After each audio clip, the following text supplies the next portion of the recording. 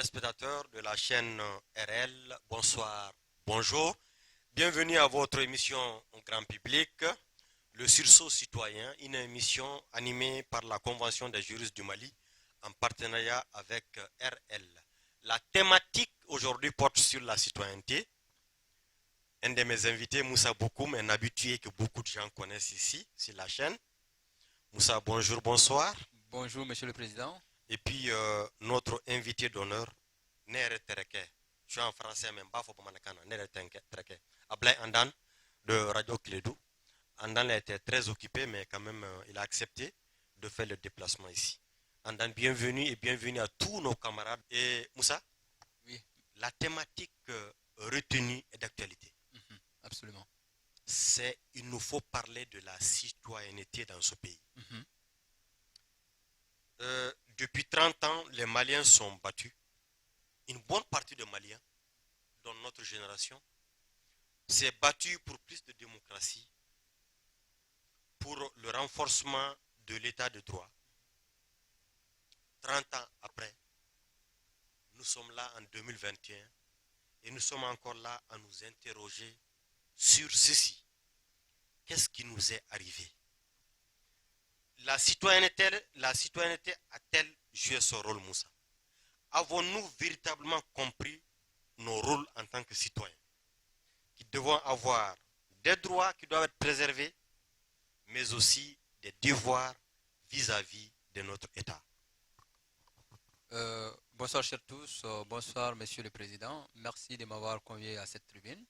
Comme vous l'avez si bien dit, la thématique est d'une importance capitale, d'autant plus que nous devons nous étendre en toute hauteur, en toute profondeur sur la citoyenneté. Et vous avez eu à Un peu plus fort, Moussa. Vous avez eu à le signifier, le Mali est un État qui est indépendant depuis des années. Il se trouve que nous sommes aujourd'hui un État démocratique. La démocratie est venue au Mali dans un contexte assez particulier. Il a fallu que les gens changent les rues, que les gens se battent bec et ongle. Les gens ont perdu la vue pour qu'un idéal puisse être effectif. Certains sont éternellement handicapés. Handicapés, estropiés à vie. Mais il se trouve aujourd'hui que le constat, il est amer, il est peu réjouissant. Et cette situation est la résultante d'un certain nombre d'éléments. Au premier abord, nous avons eu une classe politique déliquescente, une société civile décadente, une société civile qui est tenue ou représentée par des personnes qui ne jurent que par l'argent. Et aujourd'hui, l'homme malien est en crise. Il faut aujourd'hui faire une étude éthiologique par rapport à la déliquescence de notre éducation, par rapport à la perte ou à la déperdition. Et je pense aujourd'hui que la situation malienne est due à un amant de citations. Maintenant, pour parler de la citoyenneté, je ne vais pas ici faire cas de controverses doctrinales, vous tenir en haleine par rapport à tout ce qui avait été dit par les théoriciens de la démocratie. Mais disons tout simplement qu'on ne saurait parler de citoyenneté sans parler des nationalités. Et la nationalité est ce lien qui lie un individu à un État. Et la citoyenneté en tant que telle, on parle d'elle que pendant la majorité. Autrement dit, il faut être majeur pour qu'un certain nombre de devoirs te soient imposés, pour que les devoirs t'incombent. Une fois qu'une personne est conçue sous l'état d'un fœtus 180 jours, on a des droits. Mais pour qu'on ait des devoirs, il est nécessaire que l'on soit majeur. Et la majorité n'a pas été unanimement acceptée partout, ou l'âge retenu pour la majorité n'a pas été le même partout. Dans certaines législations, différents pays, voilà. différents pays. Exactement. Dans certaines législations, bien avant les indépendances ou à l'avènement des indépendances, la majorité était fixée à 21 ans. Aujourd'hui, dans pas mal de législations ou dans certaines législations des pays environnants, la majorité est fixée à 18 ans. À partir de 18 ans, lorsqu'on est natif d'un territoire, on peut avoir la nationalité de cet État le plus souvent. Lorsqu'on est des personnes qui ont déjà la nationalité ou lorsque nous sommes naturalisés. Donc à supposer que nous ayons la nationalité, que nous avons 18 ans, sachant que nous avons un rôle prépondérant à jouer dans l'érection d'une entité forte, protectrice, qui doit être l'État. Aujourd'hui, l'État malien, j'ai eu à le dire, est un État qui est déliquescent. Déliquescent pourquoi? Prenons les composantes d'un État. Les critères définitoires d'un État ou les éléments composant un État sont au nombre de 3. Nous avons un territoire, nous avons une population et nous avons un pouvoir politique. Aujourd'hui, lorsqu'on essaie d'être juste, lorsqu'on essaie d'être propre par rapport à la situation, est-ce que le Mali a un territoire en tant que tel? Le territoire malien est atteint à un certain... On a un territoire, mais ce territoire est en train d'être agressé un peu partout.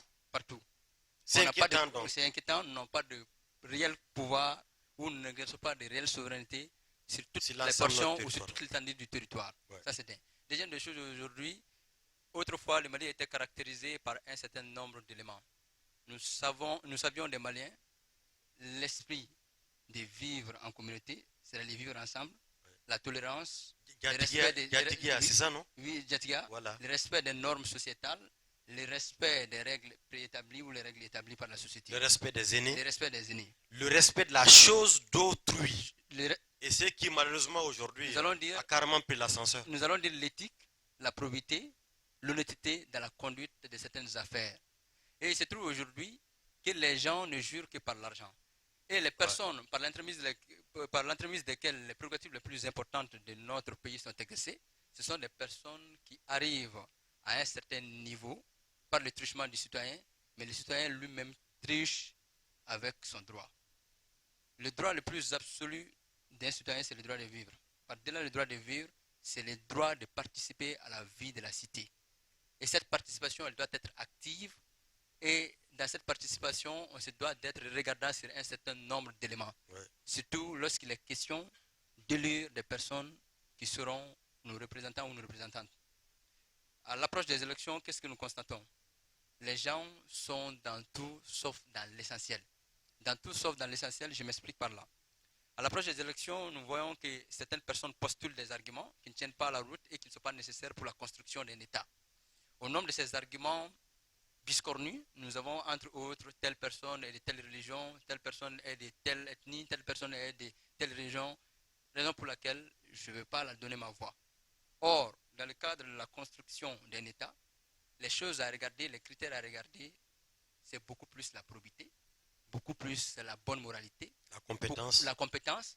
Moi, je suis beaucoup plus la bonne moralité, l'éthique. Une personne qui est compétente, une personne qui renferme en elle les valeurs d'éthique, cette personne, quoi qu'elle n'ait pas expérimenté, s'entourera de personnes qui sachent ou qui savent faire le travail.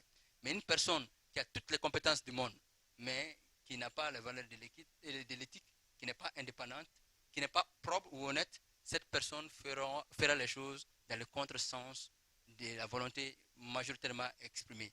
Et je pense aujourd'hui qu'au Mali, nous avons beaucoup de compétences. Ce ne sont pas les compétences qui faillent, mais c'est la probité en tant que telle dans la conduite des affaires publiques. Que les citoyens maliens comprennent tout simplement que le Mali sera fait à son image. S'il veut que le Mali soit bon, qu'il soit bon. S'il veut que le Mali soit juste, qu'il soit juste. S'il veut que le Mali soit indépendant, qu'il travaille à rendre la tâche à des personnes qui vaquent à ses missions ou à qui incombent ses obligations. Nous savons aujourd'hui que le trafic d'influence, n'est-ce pas, les gens s'insurgent dans les affaires qui relèvent en principe de la justice. Combien sommes-nous à être en règle avec la législation? Avec le fisc. Ce matin, je te coupe pas Moussa, ce matin quand on venait d'ailleurs, on s'est un peu entretenu avec des opérateurs économiques. Il y a une petite boutade là. Je les ai demandé est-ce que véritablement ils paient leurs impôts. Tu as vu, ils étaient très très mal à l'aise. Juste ils reconnaissent que c'est vrai que les négociations se passent un peu dans l'arrière-cour. Alors qu'un citoyen, tu ne dois pas faire cela. Parce que le citoyen, ce que je vais ajouter aussi, c'est qu'il est attaché à un État. Tu ne peux pas t'attacher à un État si tu ne connais pas l'État, si tu ne connais pas tes droits et si tu ne connais pas tes devoirs. Mais aussi par rapport aux impôts, tu dois t'acquitter de tes impôts et taxes. Et comme je l'ai dit, te rassurer après que véritablement les impôts à toi payés ont pris la meilleure destination. Mais les gens ne le font pas. Ils disent non, moi quand même je paye et puis je paye c'est tout. Tu payes ton argent, mais tu dois suivre aussi entre guillemets ton argent. C'est ça l'esprit citoyen. C'est ça l'esprit citoyen. C'est pour cela quand tu découvres des destructions entre guillemets financières ou autres là, tu dois dénoncer. Effectivement. Mais dénoncer, c'est pas par la violence, on doit être correct et puis utiliser les voies normales par lesquelles on doit passer. Effectivement, dénoncer les cas d'abus, dénoncer les cas de violation flagrante des règles établies dans la société, nous allons dire les règles de droit, pour faire simple. Mais disons tout simplement que le citoyen aussi, aujourd'hui, a peu de foi en l'administration. Nous avons certes la liberté d'expression, mais si jamais tu t'aventures parfois à décrire certaines situations, ce sera au péril de ta vie. Mais si on regarde un peu la cause, elle en vaut la chandelle. Si on doit décrire certaines situations pour que l'État puisse recouvrer tout son honneur, toute sa gloire, je pense que la cause en vaut la chandelle. Mais aujourd'hui, nous manquons d'exemples dans ce pays. C'est l'exemplarité qui fait défaut à tous les niveaux. Les chefs de famille Mais ont vraiment, démissionné. je veux me jeter à l'eau. Est-ce que notre société actuelle Mhm. a vraiment besoin d'hommes et de femmes d'exemple? Est-ce que notre société actuelle a besoin d'hommes et de femmes travailleurs et travailleuses? C'est en fait la question que les gens se posent au quotidien. Quand on voit, entre guillemets, les voleurs avec les V8 sont applaudis. Les jeunes prennent le café ou bien leur thé. Le gars passe avec sa voiture V8, on applaudit. Moussa, brillant juriste, n'est-ce pas, qui cherche de l'emploi, qui parle de droiture, lui on ne le regarde même pas. Les honnêtes enseignants, les honnêtes journalistes, les honnêtes administrateurs, les honnêtes citoyens vraiment d'un certain niveau, on ne les regarde même plus. Aujourd'hui, Moussa en boutade, quand quelqu'un vient demander la main de ta fille, quelle est la question qu'on pose? Il faut répondre. Quelle est la question qu'on Je veux bien pose? que très généralement dans ce Mali actuel, Effectivement. voilà, on dit il est magistrat, Mhm. avocat, il est inspecteur des finances, du trésor, n'est-ce pas? Il est en accord avec les pouvoirs en place. Parce que le développement que nous faisons, nous, on n'est pas directement axé sur un régime. La Convention des juristes du Mali, notre soutien, c'est notre soutien à notre nation, la nation malienne, qui nous a donné la chance d'aller à l'école et d'être là où nous sommes aujourd'hui. Pour la simple raison que Moussa, les nations, les régimes viennent, prospèrent, passent, mais le Mali demeure. Et il est de notre devoir à tous de nous investir pour que le Mali reste, pour que le Mali demeure. Ta fille, même si toi, en tant qu'intellectuel, tu te dis, mais bon, de toute façon, moi, j'ai un certain nombre de critères, mais c'est généralement l'argent. Hein. On ne voit que l'argent. Est-ce qu'il est bien habillé? Est-ce qu'il est d'une grande famille? Est-ce que vraiment, voilà, est-ce que je peux avoir de l'emploi auprès de lui? Ainsi de suite. Et je pense que c'est un gros souci pour nous. Un gros souci. Vous avez posé une question, celle de savoir si toutefois au Mali aujourd'hui nous avons besoin d'exemples. Je dirais que oui. Nous avons besoin d'exemples à tous les niveaux. Prenons d'abord le chef de famille, vous avez eu à parler de cela. Autrefois, lorsqu'on voudrait contracter mariage avec une personne, les parents étaient beaucoup plus regardants sur un certain nombre d'éléments. Et c'était les familles qui se mariaient entre guillemets. Effectivement, on essaie, on essaie de voir si le garçon est de bonne famille, est-ce que c'est un garçon qui est honnête, est-ce que c'est un garçon qui se conduit bien dans la société, est-ce que c'est un garçon qui a des égards à l'endroit de ses parents. On regardait ces choses-là. Le travail, le statut social venait en dernier lieu. Mais aujourd'hui, c'est l'inverse, parce que les gens sont beaucoup plus stupides, les gens voient de l'intérêt partout. Si on essaie de voir aujourd'hui la justice sur laquelle on doit se baser pour faire ce Mali, est-ce que la justice fonctionne telle qu'elle devrait fonctionner? Parfois, la justice ne fonctionne pas telle qu'elle devrait fonctionner parce que le citoyen y est pour quelque chose. Nous sommes trop dans le social au Mali. Et c'est un pays d'intervention. Lorsqu'une personne enfreint à la loi, le magistrat, devant lui faire subir toute la rigueur de la loi, va se voir approché par des personnes avec lesquelles il a une certaine acquaintance, et en même temps, on accuse la familiarité, une certaine proximité, voilà. Et on dit que la justice ne marche pas. Moi, j'ai comme l'impression que les gens voudraient que la justice marche lorsqu'elle doit s'appliquer aux autres, mais lorsque la justice doit s'appliquer à eux, la justice doit pas. Vraiment. Donc tout le monde veut se constituer en exception, mais personne ne veut se constituer en principe. Et je pense qu'il y a des difficultés à ce niveau. Par rapport à l'accession à certaines professions, je pense que l'enquête de bonne moralité doit être de mise. On doit revoir si la personne est de bonne moralité. La personne a beau être la plus compétente, si elle ne répond pas aux critères de bonne moralité, la personne doit tout simplement être écartée. On a vu des hommes en tenue qui sont recrutés quelques mois après et qui sont allés voler. Qui sont allés Je voler. pense que sur les réseaux sociaux, Oui, les uns et les autres ont pu les c'était par voir. rapport à la police. Oui. La police qui est décrite aujourd'hui, non pas une dent contre la police, mais nous voudrions de la police qu'elle accomplisse ce qu'elle doit accomplir. La police On a des très très bons policiers, ils ne sont pas très nombreux. qui ne sont pas très nombreux. Voilà. Nous avons des bras cassés, Oui. des policiers branlants. Et cette situation est due à quoi? Aujourd'hui, les gens sont policiers parce que nous sommes en pénurie d'emploi. Les gens manquent d'emploi. Les gens sont policiers, c'est pour avoir quelque chose à la fin du mois. Donc, toute personne qui accède à un emploi par le truchement d'une voie frauduleuse, n'attendez pas de cette personne qu'elle soit juste et qu'elle fasse son travail tel que vous voudrez qu'elle la fasse ou qu'elle le fasse. Parce que tout simplement, lorsqu'on paie de l'argent pour accéder à une fonction, une fois dans la fonction, on voudrait qu'il y ait un retour sur investissement. Ouais, c'est comme un commerçant. Bien sûr. La philosophie ou l'esprit qui anime un commerçant, c'est l'esprit de lucre, c'est faire de l'argent. Donc les policiers aujourd'hui, les plus souvent sont en circulation, certes assis à des cas de violation de droit. Au lieu de suivre la voie tracée et indiquée par la loi, ces policiers voudront s'enrichir sur le dos de l'État. C'est pourquoi aujourd'hui, nous avons un État qui peine à avoir de quoi à régler ou à liquider ses dépenses quotidiennes. Et je pense aujourd'hui que c'est la société qui doit s'interroger sur ces choses-là. Si mon enfant n'est pas méritant, si mon enfant n'est pas assez compétent, il ne faudrait pas que je le pistonne pour qu'il accède à un certain poste. S'il accède à ces postes, certes, lui, il aura quelque chose, mais c'est la société qui en pâtira. Et je pense aujourd'hui que la responsabilité, elle doit être à tous les niveaux. Un recours aux valeurs fondamentales qui qualifient l'homme de valeur que vous recherchez. L'honnête citoyen, le digne citoyen, le citoyen honnête qui a peur de son nom, qui a peur pour sa lignée et qui a peur pour son état et sa ville. On n'a ni peur ni honte.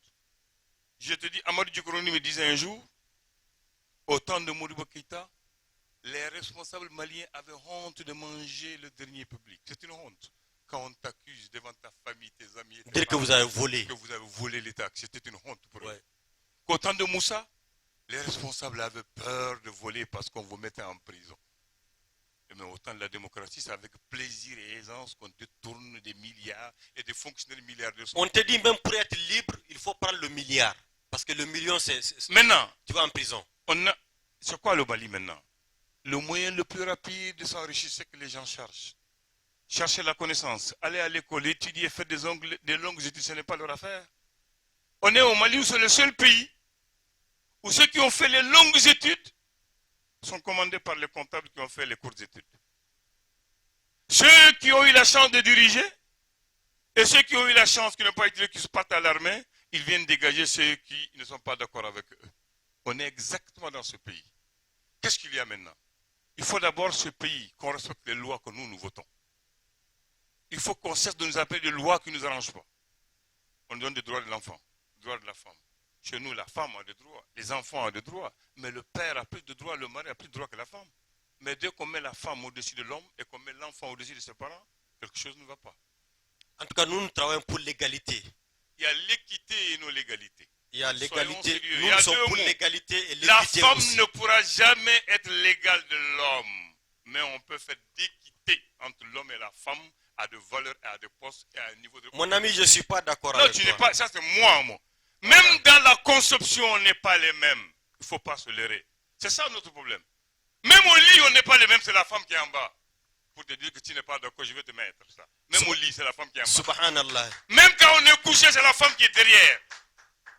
Même quand on marche, c'est la femme qui est derrière. Donc ne renversons pas les choses. C'est les valeurs qui ont fondé notre société et notre image. Au niveau de la Non, je viens. J'ai dit, il faut les droits des femmes avec beaucoup d'équité, mais pas d'égalité. Je pèse mes mots. Nous sommes pour l'égalité. L'égalité n'existe La pas. Constitution du Mali dit que l'homme et la femme, les citoyens maliens sont égaux en droit et en devoir. Tu as terminé. Mais dans la justice malienne, la femme et l'homme ne sont pas égaux. Parce que quand vous partez dans le droit successoral, on dit qu'il faut vous référer à votre coutume et à votre culture. C'est pas moi qui le dis, vous êtes juriste, tu le sais mieux Non, que je moi. rappelle la Non, Constitution. tu le sais mieux que moi. Non, On ne va pas polémiquer on sur peut ça. aborder la question juridique rapidement. Voilà. rapport à ce qu'il a dit, un renvoi est fait à la coutume de façon consensuelle. Mais si vous ne parvenez pas à vous accorder, c'est la loi qui s'appliquera. Voilà. Donc, c'est ça que je dis, il faut conserver nos vraies valeurs qui tendent à faire que nous soyons une vraie société et qui est régie sur des bases bien solides. On dit chez nous, une vieille coutume est plus solide et plus respectée qu'une nouvelle loi. On respecte plus nos coutumes que nos lois. Vous le savez mieux que moi. Et que les lois qui sont créées sont vilipendées, malmenées par ceux qui l'ont créées. La loi ne s'applique qu'aux pauvres ici au Mali et aux moins forts. Non, c'est pas ça. C'est-à-dire, on a une difficulté par rapport à la loi Moussa. C'est que le droit est pris et fonctionne en fonction de l'évolution des sociétés. On ne se lève pas seulement pour faire des lois. C'est la pratique sociale qu'on analyse, on dit, ah, ce comportement-là, en tant que parlementaire, est-ce qu'on ne va pas faire une loi dessus? Soit tu l'interdis ou tu le permets. C'est ça en réalité. Mais projeter des lois à tort et à travers... Projeter des lois qui n'ont rien à voir avec nos assises, avec nos valeurs, notre état et notre fonctionnement, c'est des lois vouées à l'échec. Premier point. Deuxième point, pour terminer rapidement. Pour que nous soyons des citoyens modèles, il faudrait que les dirigeants et les gouvernements soient d'exemple et de modèles. Ouais, on y travaille. Il faut une bonne redistribution des deniers publics au bénéfice de tous les peuples du Mali. Très bien. Il faudrait que, lorsqu'il y ait un concours, il y ait une place qu'on ne donne pas. L'égalité de tous les citoyens devant le service public. Il faudrait qu'on cesse qui tu connais, qu'est-ce que tu as, pour que tu deviennes un poste ou que tu aies quelque chose. Merci beaucoup, Ablaïna. Moussa, rapidement. Je vais rebondir un tout rapidement, Moussa, on est pratiquement... Oui, par rapport à ce qu'il a dit, effectivement, très rapidement, Moussa. Plusieurs de nos lois sont en déphasage avec notre réalité. Réalité sociale, il y a des institutions, toute institution juridique doit être influencée par l'institution sociale. Sociale, oui. En principe. Mais au Mali, c'est l'effet contraire et c'est ce qui fait que les donc le Mali doit aborder cette question. Donc Moussa, je vous remercie infiniment. Ablaïndan, infiniment merci pour le déplacement, pour tes contributions de qualité exceptionnelle, cher frère. Vraiment, on te remercie, on te félicite. Et je pense que la radio Clédou doit aussi nous donner un espace, comme la chaîne RL a donné cet espace-là à la Convention nationale des juristes du Mali. Mesdames et messieurs, vous qui avez fait le déplacement, merci. À très bientôt, c'est la fin de votre émission Grand Public, le sursaut citoyen. À l'antenne, votre serviteur Ismaël Yordiko, président de la Convention des juristes du Mali. Mon invité Moussa Boukoum, juriste d'affaires, membre de la Convention des juristes. Notre invité de marque, mon camarade Ablaï Andan de la radio Clédou. Bye bye. Merci.